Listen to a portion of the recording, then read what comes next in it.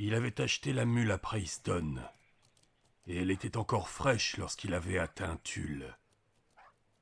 Le soleil était couché depuis 1 heure, mais le pistolero avait poussé plus avant, guidé par la lueur de la ville dans le ciel, puis par les notes étrangement claires d'un piano de bastringue jouant Hey Jude.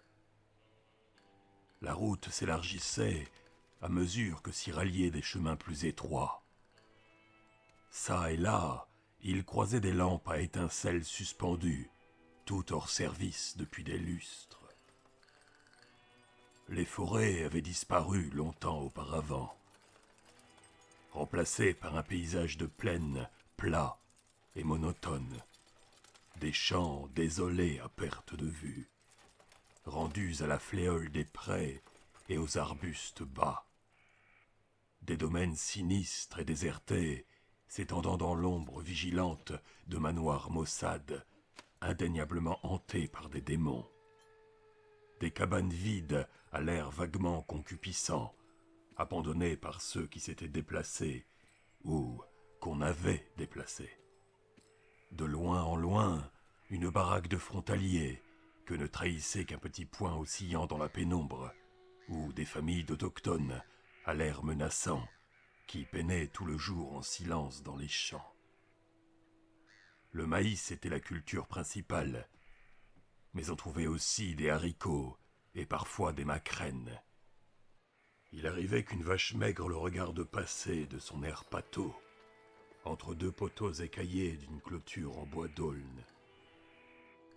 Il avait croisé 4 diligences, 2 dans un sens et 2 dans l'autre, presque vides, arrivant sur lui par derrière et les dépassant, lui et sa mule, plus pleine au retour, en route vers les forêts du Nord.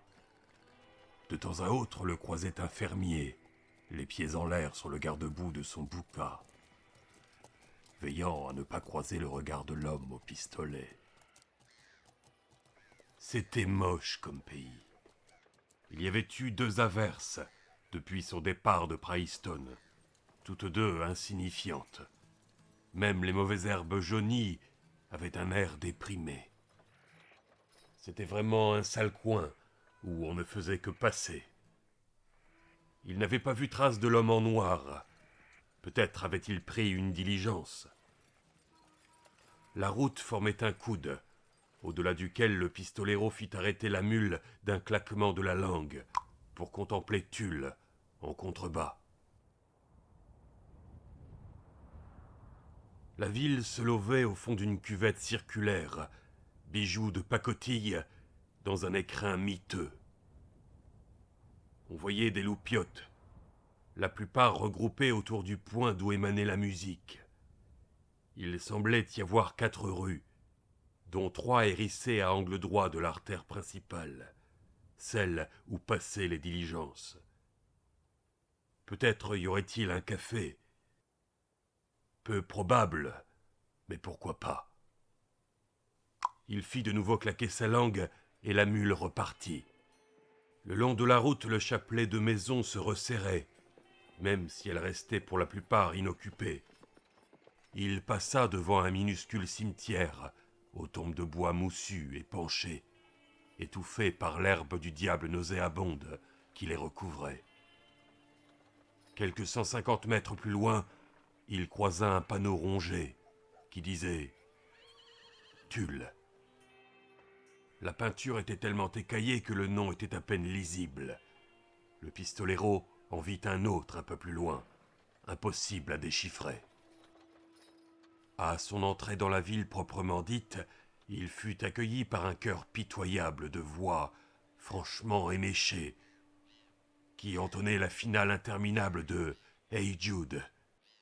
Na na na na, Hey Jude. C'était un son mort, comme celui du vent soufflant dans le tronc creux d'un arbre pourri. Sans le martèlement sourd et prosaïque du piano de pacotille, il se serait sérieusement demandé si l'homme en noir n'avait pas levé une armée de fantômes pour hanter une ville désertée. Il y avait des gens dans la rue, mais pas grand monde. 3 femmes portant un pantalon noir et un chemisier à col montant, toutes les 3 le même, le croisèrent sur le trottoir d'en face, sans le dévisager pour autant, avec une curiosité appuyée. On aurait dit qu'un triple visage flottait, comme 3 ballons blafards avec des yeux, au-dessus de leur corps pratiquement invisible. Un vieil homme à l'air solennel, un canotier vissé sur le crâne, l'observait depuis les marges d'une épicerie condamnée par des planches. Un tailleur maigrichon, en discussion avec un client qui s'attardait, s'interrompit pour le regarder passer. Il leva la lanterne derrière sa devanture pour mieux le voir. Le pistolero lui adressa un signe de tête. Ni le tailleur, ni son client ne le lui rendirent. Il sentait sur lui leurs yeux, fixés pesamment sur les étuis bas qui lui battaient les hanches. Un jeune garçon qui devait avoir 13 ans, ainsi qu'une fille qui pouvait être sa sœur ou sa jeune gueuse, traversèrent la rue 10 mètres plus haut, en marquant un temps d'arrêt à peine perceptible. Leurs pas soulevaient de petits nuages de poussière qui restaient suspendus au-dessus du sol. En ville, en revanche, la plupart des lampes à étincelles marchaient, mais pas à l'électricité. Leur ictiocole latéral était rendu opaque par l'huile coagulée. Certaines étaient brisées. Il vit une écurie de louanges qui semblait au bord de la décrépitude totale, et dont la survie dépendait sans doute de la ligne de diligence. 3 garçons étaient à pied en silence autour d'un jeu de billes, dans la poussière, le long de l'étable à la gueule béante, en train de fumer des cigarettes de maïs. Ils dessinaient de longues ombres sur le sol. L'un d'eux avait planté une queue de scorpion dans le rebord de son chapeau. Un autre avait l'œil gauche hypertrophié, comme une saillie aveugle, hors de son orbite. Le pistolero passa devant eux avec sa mule et jeta un regard dans l'antre obscur de l'écurie. Une lampe y diffusait une lueur sourde. Une ombre tremblait et tressautait, celle d'un vieillard dégingandé en salopette. Il balançait le foin dans son fenil à grands moulinets de sa fourche, scandait de grognements. « Hé !» appela le pistolero. La fourche vacilla, et le vieux palefrenier balaya les alentours de ses yeux jaunis. « Et vous-même ?»« J'ai une mule, là. Tant mieux pour vous. » Le pistolero fit tourbillonner une lourde pièce d'or inégale dans la semi-obscurité. Elle tournoya en scintillant et alla teinter sur les planches jonchées de petites pailles. Le palefrenier s'approcha, se pencha pour la ramasser et jeta un coup d'œil de côté au pistolero. Son regard descendit sur les ceinturons et il hocha la tête d'un air revêche. « Combien de temps vous comptez la laisser ? Une nuit ou 2, peut-être plus. J'ai pas la monnaie sur l'or. » « Je ne l'ai pas demandé. »« Sale fric !» marmonna-t-il. « Qu'est-ce que vous dites ? » ?»« Rien. » Le vieux prit la bête par la bride et l'emmena à l'intérieur. « Et bouchonnez-la bien !» lança le pistolero. « Je veux sentir qu'elle est propre quand je reviendrai. J'espère que c'est clair. » Le vieux ne se retourna pas. Le pistolero se dirigea vers les garçons accroupis autour des billes. Ils avaient suivi l'échange avec un intérêt méprisant. « Que vos journées soient longues et vos nuits plaisantes, » tenta le pistolero en guise de salutation. Pas de réponse. « Vous êtes de cette ville, les gars ?» Toujours pas de réponse, sauf peut-être de la queue de scorpion, qui sembla esquisser un hochement de tête. L'un des gamins s'arracha du coin de la bouche un mégot de maïs entortillé, attrapa une agate verte et la fit sauter dans la poussière. Elle alla cogner un calot qu'elle éjecta hors du cercle. Il ramassa l'agate et s'apprêta à tirer de nouveau. « Il y a un restaurant dans le coin ?» demanda le pistolero. L'un d'eux leva les yeux, le plus jeune du groupe. Il avait un vilain bouton de fièvre au coin de la bouche, mais lui avait les yeux de la même taille, et remplis d'une innocence qui ne ferait pas long feu dans ce trou de merde. Il regarda le pistolero avec un regard débordant d'émerveillement, un regard à la fois touchant et effrayant. « Pouvez-vous dégoter un steak chez Cheb ?» Le boui-boui avec le piano. Le gosse acquiesça. Ouais. Dans les yeux de ses copains était apparue laideur et hostilité. Il aurait sans doute à payer ces quelques paroles de gentillesse. Le pistolero effleura le bord de son chapeau. Je te suis reconnaissant. C'est bon de savoir qu'il y a dans cette ville quelqu'un capable d'aligner deux mots. Il reprit son chemin, monta sur le trottoir en planche et se dirigea vers chez Cheb. Il entendit distinctement dans son dos la voix aiguë et enfantine d'un des autres gamins qui lança d'un ton chargé de mépris. « Bouffeur d'herbe! Bouffeur d'herbe! Ça fait combien de temps que tu sautes ta sœur, Charlie? Bouffeur d'herbe !» Puis un coup, suivi d'un sanglot. 3 lampes à pétrole brûlaient devant l'entrée de chez Cheb, une de chaque côté, la dernière clouée au milieu, au-dessus de la porte à battant bancal. Le refrain de Hey Jude avait fini par s'éteindre, et le piano massacrait déjà une autre vieille ballade. Des voix murmuraient, comme des fils rompus. Le pistolero s'arrêta un instant devant la porte et regarda à l'intérieur. Le sol couvert de sciures, les crachoirs près des tables branlantes, des planches posées sur des tréteaux tenant lieu de bar, et derrière, un miroir poisseux dans lequel se reflétait le pianiste affublé de l'inévitable chapeau mou.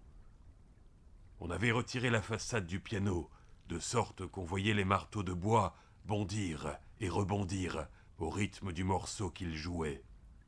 Derrière le bar se tenait la serveuse, une blonde aux cheveux filasses, vêtue d'une robe bleue sale. L'une des bretelles était retenue par une épingle de nourrice.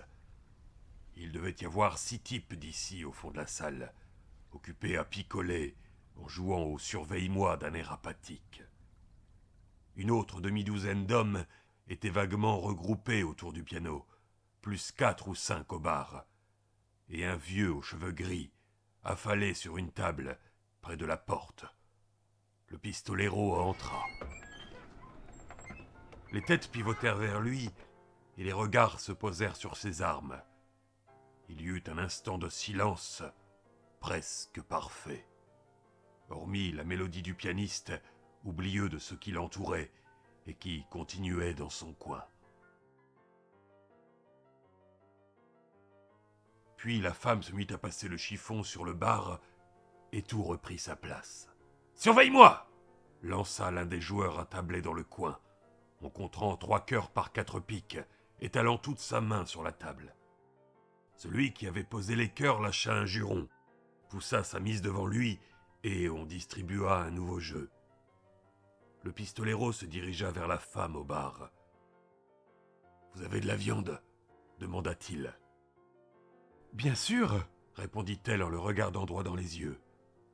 Elle avait dû être jolie à ses débuts, mais depuis, le monde avait changé.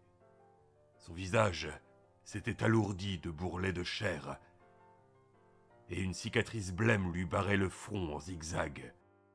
Elle l'avait poudré, et comme elle avait eu la main lourde, la poudre attirait l'attention sur ce qu'elle était censée camoufler. « Du bœuf, de la qualité. C'est du bétail de bonne aloi, mais c'est pas donné. »« De bonne aloi mon cul !» pensa le pistolero. « Ce que t'as dans ton congélo, ça vient d'une bête à 3 yeux, ou à 6 pattes, peut-être même les 2. Voilà ce que j'en pense, dame Saï.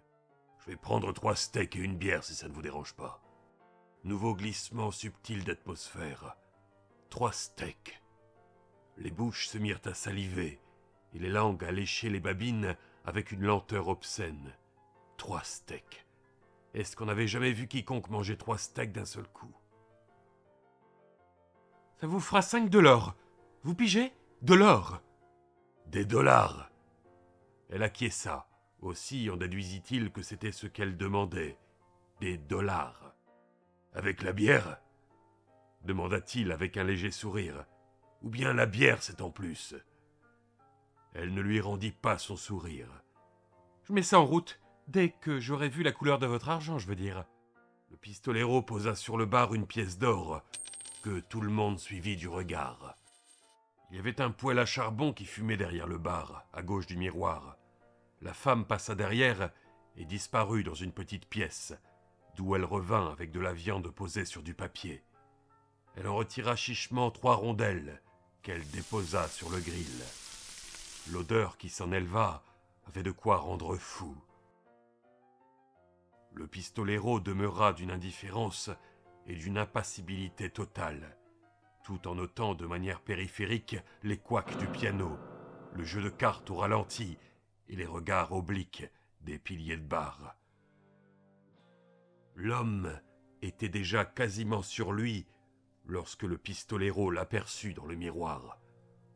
Il était presque chauve, la main enroulée autour du manche d'un gigantesque couteau de chasse glissé dans une boucle à sa ceinture, comme un étui de pistolet. « Retourne t'asseoir !» fit le pistolero. « Rends-toi service à toi-même, Pecno. » L'homme s'arrêta. Inconsciemment, il souleva la lèvre supérieure comme un chien. Il y eut un moment de silence. Puis il regagna sa table et tout reprit à nouveau sa place. La bière arriva dans une chope en verre fêlé. « J'ai pas la monnaie sur l'or !» dit la femme agressivement.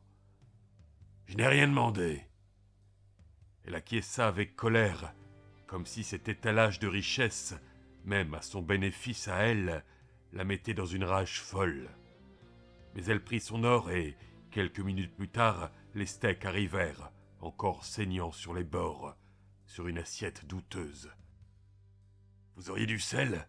Elle attrapa un petit pot en dessous du bar et le lui tendit. Des petits paquets blancs qu'il lui fallut émietter entre ses doigts.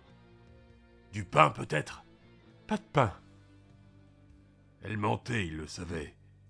Mais il savait aussi pourquoi, et il n'insista pas. Le chauve le fixait de ses yeux cyanosés, crispant et décrispant spasmodiquement les mains autour du plateau fendu et creusé de sa table. Ses narines s'écartaient en une pulsation régulière pour engloutir l'odeur de la viande. Ça, au moins, c'était gratuit. Le pistolero se mit à manger posément, sans avoir l'air de savourer, se contentant de découper sa viande et de la porter à sa bouche, en essayant de ne pas penser à quoi devait ressembler cette vache. Du bétail de bonne aloi, avait dit la fille. Ben voyons. Autant voir les cochons danser le komala au clair de lune. Il avait presque terminé et allait commander une autre bière en se roulant une cigarette quand la main lui tomba sur l'épaule. Il prit soudain conscience du silence qui s'était à nouveau emparé de la salle, et il sentit dans sa bouche le goût de la tension qui planait dans l'air. Il se retourna et se retrouva face à face avec l'homme qu'il avait vu assoupi près de la porte en entrant. Il avait un visage horrible. L'odeur d'herbe du diable l'enveloppait comme un miasme fétide. Ses yeux étaient ceux d'un damné, les yeux fixes, brillants de colère, de celui qui voit sans voir, des yeux tournés vers l'intérieur, vers l'enfer stérile des rêves incontrôlés, des rêves débridés, qui se lèvent des marais puants de l'inconscient. La femme derrière le bar poussa un petit gémissement. Les lèvres craquelées frémirent, se retroussèrent, révélant des dents vertes et moussues, et le pistolero se dit « Il ne la fume même plus, il la chique vraiment. » Puis, poussant un peu la déduction, « Cet homme est mort. Il aurait dû mourir il y a déjà 1 an. » Puis, pour conclure l'évidence, C'est l'homme en noir qui a fait ça. »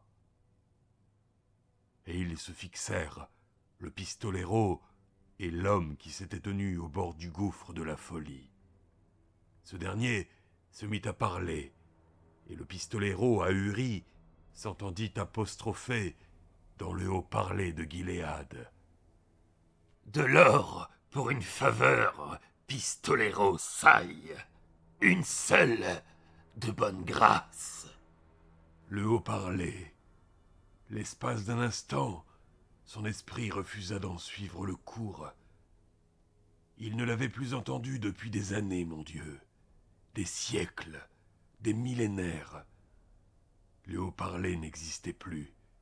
Il était le dernier pistolero. Tous les autres étaient... Abasourdi, il porta la main à sa poche de chemise et en sortit une pièce d'or. La main gangréneuse, couverte de crevasses et d'escarres, s'en empara, la couva, la souleva pour faire jouer sur le métal les reflets graisseux des lampes à pétrole. La pièce diffusait son éclat fier et civilisé, doré, rougeoyant, sanglant.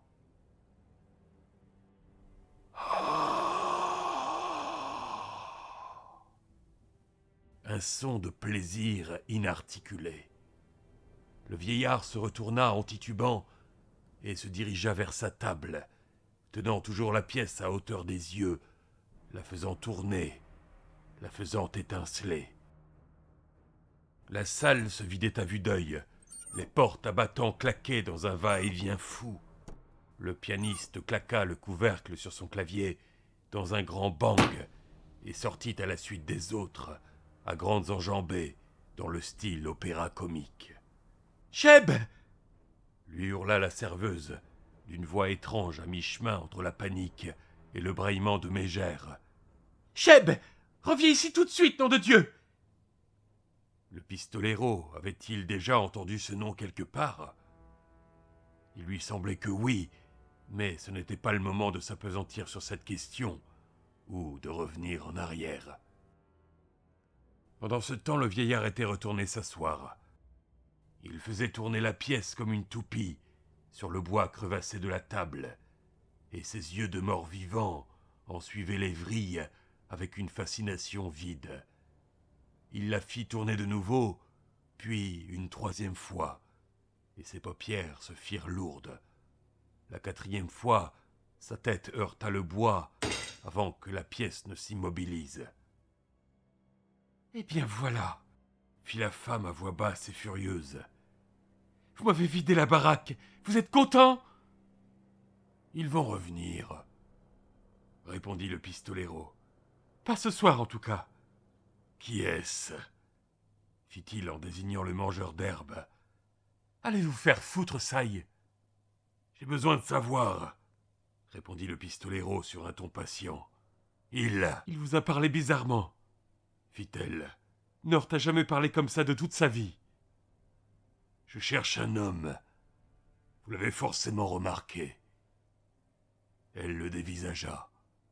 La colère la quittait peu à peu. Elle fut remplacée par de la spéculation, puis par cette lueur vive et humide qu'il avait déjà vue. La bâtisse branlante émit pour elle-même un craquement pensif. Au loin, un chien aboya, rappelant plutôt un âne en train de braire. Le pistolero attendit. Elle vit qu'il savait, et la lueur céda la place au désespoir, à un besoin sourd qui n'avait pas de voix. « J'imagine que vous connaissez mon prix, » dit-elle. « J'ai cette pulsion en moi. Avant, je savais m'en occuper, mais plus maintenant. » Il la regarda sans ciller. La cicatrice ne se verrait pas dans le noir. Son corps était plutôt mince. Ainsi le désert, le sable et les corvées n'avaient pas réussi à tout affaisser. Et elle avait dû être jolie, peut-être même belle. Ça ne changeait rien du tout. Même si les scarabées nécrophages avaient niché aux confins arides et noirs de sa matrice, ça n'aurait rien changé. Tout était écrit. Quelque part, une main inconnue avait tout couché dans le livre du cas. Elle leva les mains à son visage. Il lui restait de la vigueur, assez pour pleurer. « Ne me regardez pas.